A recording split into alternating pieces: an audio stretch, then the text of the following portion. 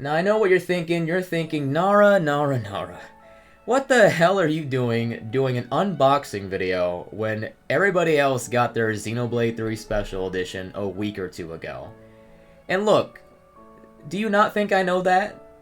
Do you not think I was looking at Twitter with all these people taking a nice screenshots of their prized possession, making me so jealous and lonely? I know this, okay? I know everybody else already got it, but my shipping was delayed twice. So you know what? Let me have this moment, okay? Let me just do this for me. This is a very exciting time. But also for you. I'm doing this for you as well, because I like you. I'm going to be adding a topic I want to do for a separate video onto this one, just to make it more exciting. I'm going to be talking about my Xenoblade memories. Not like about the games themselves, the context surrounding that game's release as it pertains to my life. You'll understand more what I'm talking about as we start to unfold that. But for now, let us instead unfold this nice special edition. I actually haven't bought a special edition of any game for a long time. Like, you can probably see the one I have for Catherine, which was a weird one, by the way. It came with boxers, a pizza box. It was crazy. I try to save money when I can, but I had to make an exception. Especially because I was, also jealous of the Xenoblade 2 Special Edition. I was not able to get that one. Oh, shit! I didn't even think it would have this rainbow effect on it. I forget what it's actually called.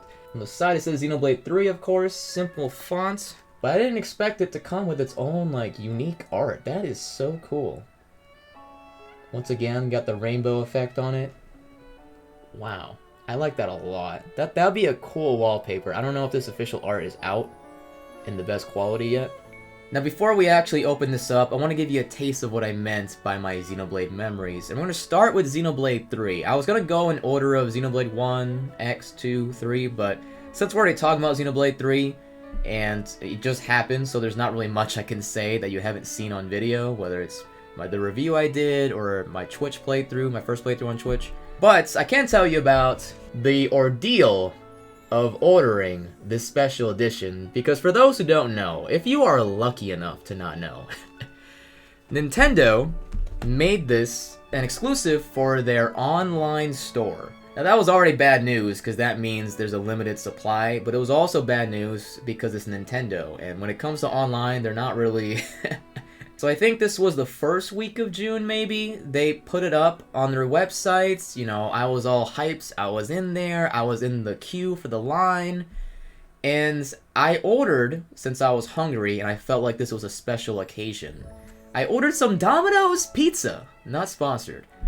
And it was funny because there was this moment where, I had to go get the delivery, but the queue for the line was still going. And I was so scared that the queue would finish while I was away, and then I wouldn't be able to, order in time. I was like, when I say I was scared, it was a real fear, okay? I, dashed off to get the delivery. Now, for those who know about this, though, you would know that I had no reason to fear, because that day was a forever queue. There was no pre-orders. It just never worked because Nintendo's servers just couldn't handle the demands for this special edition. So then, probably 2 weeks later, they put it up on their website again, and this time it did work, which is why I have it. There was not a third time, unfortunately. That would have been funny. But the second time, it still took a very long time to, get through the line and, not have an error. For those who ordered this, you probably recognize the Wario error page. I did not look at that man the same after that day. So, obviously, it is October of 2022 right now. This game came out on July 29th. That's a few months off. The game was originally supposed to come out in September, which was only last month. So then this would have made some more sense, but they pushed the release date up to July. That's probably why this didn't come until now. The manufacturing maybe just couldn't, impromptu just go ahead of schedule. Last thing about this precious game before we open it up. This was the first new Xenoblade game that I got to experience with all of you for the first time. All of our first times. I've streamed every Xenoblade game on Twitch, but those are all second or third playthroughs, right? This is new, so obviously it was the first playthrough. I already love this game. I would have loved it to death either way, but being able to do that with you guys and just share our thoughts about it, whether you're in the YouTube comments or my Twitch chat or my Discord, I really appreciate all of us just getting together to share our thoughts about the game and show the love that we have over this awesome franchise. I always, try to encourage spreading your love for games or movies or whatever instead of just trying to be cool and saying that you don't like something. I'm always a proponent of that, and I got a lot of that thanks to this game, so I really appreciate that. Okay, hopefully I don't rip or tear anything. I don't really trust myself. I wish somebody else was here to do this instead. I don't know, I just don't. Oh no. Oh, it already looks bad. Hold on. Not the cleanest. That was a very simple step, but the box, it was a little more loosey-goosey, we'll say, than I thought. I was like, what is this? It's just a fold to like make sure the box is all tight and stuff. It's not as exciting as it might have seemed. How do you guys feel about steelbooks, by the way? I never like go out of my way to get them, but if it comes with it, I'm cool. I like it. Feels good on it. Oh man, that is so cool! I love the colors and the contrast with each of the Ouroboros. It's so awesome. So it starts with, just the box art, promotional art, and it has a long message from our boy, the one and only, MC Tetsuya Takahashi, Executive Director. It's hard for me to read it because it's like white text on a gray page, and considering my lighting, it's very hard to read. Check this out. All the homies standing straight up. What was your menu design? When you press start and you can choose what type of menu? I think I used the default. It was one of the first two options. So yeah, as you would expect, it being an art book, it has the conceptual design for each characters. Look at Noah. Isn't Noah so handsome? We got the Keves outfits as well. I want to do a playthrough where I just wear everybody's Keves or Agnus uniform. I didn't do it for my first playthrough just because I wanted to like stick as close as I can to the canon. It was very important to me. See, I'm obviously not going to show everything. That would be ridiculous. I just want to give you an idea of what this is like. See if we can find anything like unexpected in here. You know what I mean? But that does remind me of the DLCs coming soon later this week. I will be streaming that on my Twitch channel the night of. It's so nice to see all these characters get official art because like this literally was not accessible before this came out. I'm sure people have scanned it by now, but if you were trying to draw these characters, you'd have to just hopefully sneak a peek with the Nintendo Switch screenshot button. But this makes it so much better. Like even like for example with Nimue, they got like all this stuff. Like who's drawing this stuff? But for the people who are, it's awesome. It hits different when it's in a book. You know what I mean? Like for example, if you read manga, you probably do it online. But when you have it in a form of a book, it just hits different. It really does. Ooh, this has got to be one of my favorite sections, and that's just the concept art of all the areas. These colors, even in here, what I loved about Xenoblade, every game, is all the colors they put in their environments. A lot of games these days are very like, gray-brown, some green. And this is a fantasy series, it makes sense that it would have more colors, but I always appreciate that aesthetic a lot more. Who are these people? Okay, so on page 170, if you have the book, follow along. On page 170, there's some concept art that might be alluding to the DLC story next year. I did not expect that. That's unexpected, if that is what that's alluding to. Alright, I lied. It's not just page 170. There's a lot more. Yeah, again, I want to show it in case people get spoiled, but like, they're going in with these environments. Wow, I am bewildered. Objects. They even got objects! Even the tents? Even the tents! Let's go! You gotta have that juicy tent concept art. Oh, we got storyboards? Wow. Shout out to animators. Oh, hold on. They have a spoiler section. A unique spoiler section. What? So that's the special edition for Xenoblade 3. I really wish there was like some sort of mini soundtrack. They've done that before, but unfortunately not this time. But that's okay because this is like a little treasure trove of magnificent art. There's so much like, I mean, you guys even saw it there. I just could not stop going through those pages. It was such a fun time. But now we gotta go back to our memory spiel. Going back to Xenoblade 1 this time. Now Xenoblade 1, as hopefully you know by now, was part of a fan petition known as Operation Rainfall because there's a bunch of really cool Japanese games that Nintendo just refused to localize, at least to America. The Last Story, which I never played. Pandora's Tower, which I wouldn't say it's a great game, but it's a really good game. It's a really special, big fan of that game. I really hope they remaster it someday. And then Xenoblade Chronicles, or just Xenoblade, as it's known in Japan. I did sign that petition, okay? I was a part of that. I think Reggie came out and said that that had nothing to do with their decision, but, you know, Reggie, it's okay. I was part of it. You don't gotta tell everybody, I'll tell them. Now, the reason I signed the petition is because there was just a lack of great big JRPGs on the Wii. And even on just Nintendo consoles for those past couple of generations, right? The N64, like I played Paper Mario, for example, but aside from that, there's not that many great JRPGs. The GameCube, I played Tales of Symphonia. Not that many great other JRPGs. There was Baten Kaitos, Eternal Wings, and the Lost Ocean, as well as Baten Kaitos Origins, also made by Monolith Soft. Love those games, but I didn't play them at that time. I went back to them later. Please remaster one day. But, you know, I really like JRPGs, so the fact that there wasn't that many on the Wii, it made me want to see this operation succeed.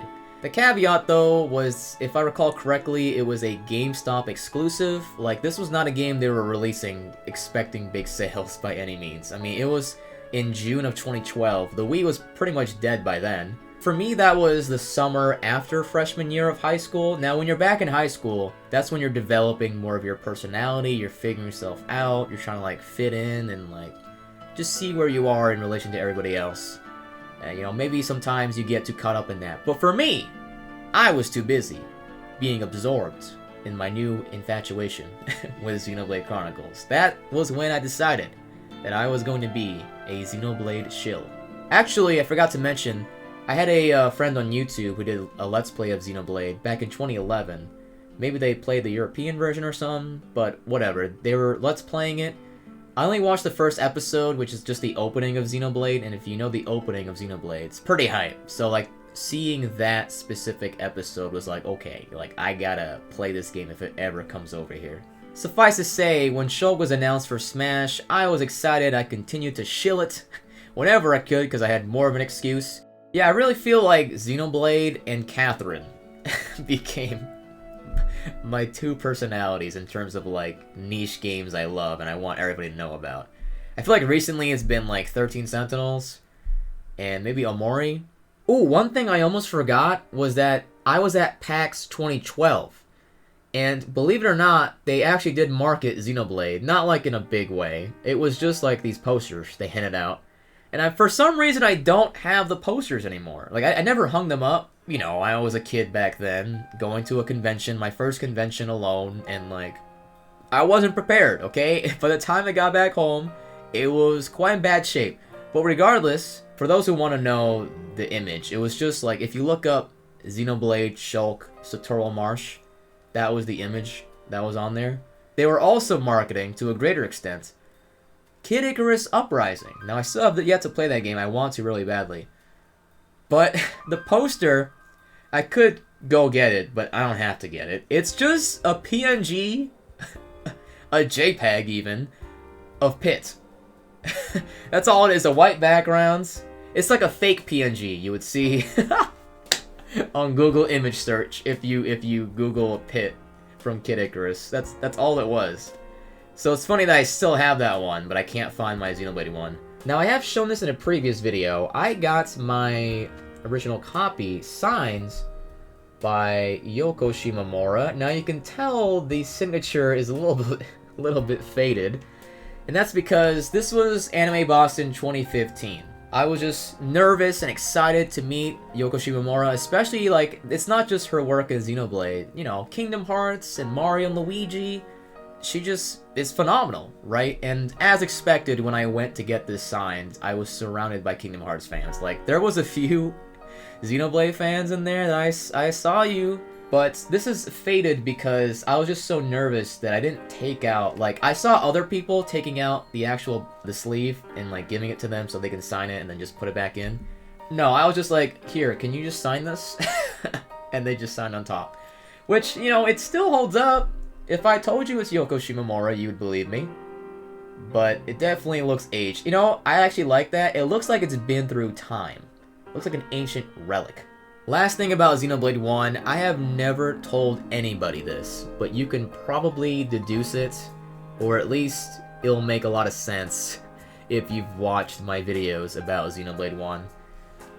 After the Colony 6 arc, which is the first official arc when you start your journey, I actually stopped playing the game for like a month. It's not that I didn't want to play anymore, but I didn't feel that like bursting enthusiasm as I did when I first started playing the game. It's just kind of funny, like when you see me bash that arc, it's personal, okay? It's not just me putting it out there because I'm trying to be a stickler. No, it's personal. Now let's get on to Xenoblade X. Yes, I had a Wii U. I got the Wii U for my birthday. It was the Wii U launch for my birthday. It was, honestly, that was a fun birthday. Nintendo Lands, love that game, genuinely. But, you know, Wii U didn't have that many games, so even if I wasn't already a Xenoblade fan, I probably would have had my hands on Xenoblade X, so I felt like it was just a matter of time for me to get into the series. Now, Xenoblade X, I've called this out before. When it first came out, even the months before it came out, a lot of divisiveness. You know, similar to what happened to Xenoblade 2. A lot of divisiveness. Xenoblade X is a very different game. But for me, I was just excited. I was just hyped for Xenoblade whatever. I'm very open-minded when it comes to, like, you know, if you want to change things up for your franchise, why not? Go ahead. I'm cool. Just put out a good game. That's all I care about. But not everybody was like me. And don't let the revisionists correct you. Okay? It's like they say, the only people who truly understand history were the ones who were there. And that's how I feel about Xenoblade X. I see nothing but praise for Xenoblade X nowadays. But it's like, man, back then, woo! I pretty much felt the same way I would end up feeling about Xenoblade 2. But, you know, as time goes on, that stuff naturally, like, subsides. It's same thing happens for, like, Zelda games, 3D Zelda games, so it's just kind of an unfortunate thing that happens with fan bases. But the special thing about Xenoblade X is that was my first true open world game. At least that I beat. Maybe I played one or two before, but like I didn't play Skyrim. I didn't play like a big sandbox game like GTA. I don't know, I just wasn't really interested, I suppose. I can't really explain it. I had a Nintendo and PlayStation, but I just didn't. For some reason, I just never crossed paths with a open world game like that. And to this day, I still think Xenoblade X is like one of my favorite it's like my second favorite open world game behind Breath of the Wild. Like that game, even today, there's so many unique things about it. I mean, the mechs is the most obvious thing. But I just love how they connected so many of the mechanics. You know, it takes a while to learn because it's a Xenoblade game, but once you get past that, it's like, love that game so much. Now, unfortunately, Xenoblade X is the only game where I don't have any physical copy of it. Now, if it came out on Switch, maybe I'd change that, but for now, I have a copy of Xenoblade 1 right here, Xenoblade 2 back there, and multiple copies of Xenoblade 3. Xenoblade X, unfortunately, you know, during that time, that was when I started to shift towards digital media. I primarily, like, 95% of the time buy digital games. It's just a lot more convenient for me. And plus, I get to just play it right away whenever I want. And also for physical, for Xenoblade X, that was a lot of gigabytes on your Wii U. Especially since you had to, like, install other stuff onto it to, like, make the game run better. So I was like, hey, I might as well get on digital. Now, for a low-key memory that many people have probably forgotten, on the midnight launch of Xenoblade X, it took, like, half an hour, maybe a full hour. I think it was just half an hour until the game actually unlocked. I remember Bill Trinan, who works for Nintendo, tweeting out like, hey, don't worry guys, we'll get this solved. And I remember tweeting at him like, let's go Bill! Save us! It wasn't like a huge disaster, but like it's a funny memory looking back at like, if they messed that up, they probably would definitely mess this up. Quick note about Xenoblade X, this is not a memory. It's just, I really wish, especially after playing Final Fantasy XIV, I really wish there was a Xenoblade MMO. Like, it's already part MMO, but if there was ever a full-fledged, on PC MMO, I would triple nut, guys, at the same time. A violent nut for a Xenoblade MMO. Last but not least, Xenoblade 2. Now, unfortunately, there's not that much I can say about it because it came out in December of 2017. There was a lot of stuff going on in my life at that time. You know, compare that to Xenoblade 1, what was I doing? Just chilling during summertime, right? But when Xenoblade 2 came out, aside from, like, college, there was Mario Odyssey, one of my favorite games of all time. I will scream to the heavens how good that game is. That came out a few months before. I was still playing it. And then, most notably, Splatoon 2 came out that summer. And Splatoon 2, around that time, streaming that led me to meet a dear friend of mine, beloved friend, Melana. You might know her if you've watched the Nintendo official invitational they did recently at PAX. Let's go. Meeting her, on top of that, then led to me meeting most of my online friends that I know now. So that was a big moment, okay? Like, when I think of that time, I'm gonna think of that, because it just led to so many people that I still regularly talk to. What I should mention first, actually, is that Xenoblade 2 was revealed during the Nintendo Switch presentation of January 2017. I think they mentioned at that point that it would come out in December, and everybody, including me, even though I was over the moon excited, everyone thought, there's no way. This game's getting delayed. If you look back at that first trailer, they show Mithra, which I always thought that she was a later reveal, but like, that goes to show, like, I made a whole video about, like, spoilers, quote-unquote, in trailers, and it's like, I bet you nobody remembers that. But yes, day one Xenoblade 2 definitely needed some quality of life patches that thankfully they were able to get done in a timely manner in my opinion. But here's the thing, even before the patches, even though I was playing the worst version of Xenoblade 2 without all the patches and all the tutorials online helping you because the tutorials are not good in that game, even before all that, I still preferred Xenoblade 2 over 1, even though I love this game to just down to my absolute core of being. I just freaking loved it. Back then, that first playthrough, it was just so wholesome for me. It was just, dude, I'm riding on this high. I don't care what the internet says, you shouldn't either. I was just enjoying the game. Like, to me, like, I hope people don't lose that sensation when it comes to just anything they want to enjoy. Just like consume it yourself and enjoy it, assuming you're enjoying it. Don't worry about anybody else, okay? Just that's just all you. That's your own experience. And that's really how I felt with Xenoblade 2. Alright, here's the last memory. Another thing I have never told anybody. I'm a writer, not like as my main job, but like I like to write in my off time. I've always loved to write ever since I was a little kid. That was like one of my first passions in life. If there's one thing about writing that I am abysmal at, it's making up names. Or even just choosing names. Just give an example, recently I was writing something in my free time, and it took me like, not gonna lie to you, like at least an hour to decide a name for something. And I know that sounds ridiculous to you, but that's just, it's a problem. And so, in 2018, in like the last quarter of the year, I was in a short story class. Basically, I would just read short stories and then analyze them and then write my own short stories to submit to the professor. I said the last quarter of 2018. What came out Xenoblade related? Just for a treat for all y'all, I'm going to read that story. I dug it up. Here we go. It's only like a few paragraphs. The theme was like food, I guess. I don't remember the entire context, but I had to include food. Klaus was walking through a flea market until a particular dessert caught his eye. To his surprise, it was indeed the Aegis cake, an absurdly scarce delicacy he had never before witnessed in person. Legend has it, the cake was delicious beyond belief, and, as if by magic, could stay fresh for centuries. I wish real-life food was like that.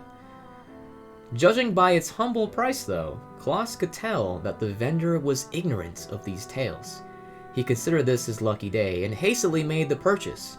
As tempting as it was, Klaus had no intention of eating it. Instead, he had a better plan. Preserve it until its rarity was at an all-time high. Perhaps it would even become a one-of-a-kind. Then, he could finally sell it and make a fortune. All you scalpers out there. Years passed by, and as foretold, the Aegis cake was as good as new. Klaus, however, was far from sharing that same fate.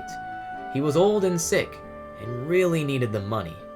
Sooner than he expected, the illustrious cake was back on sale.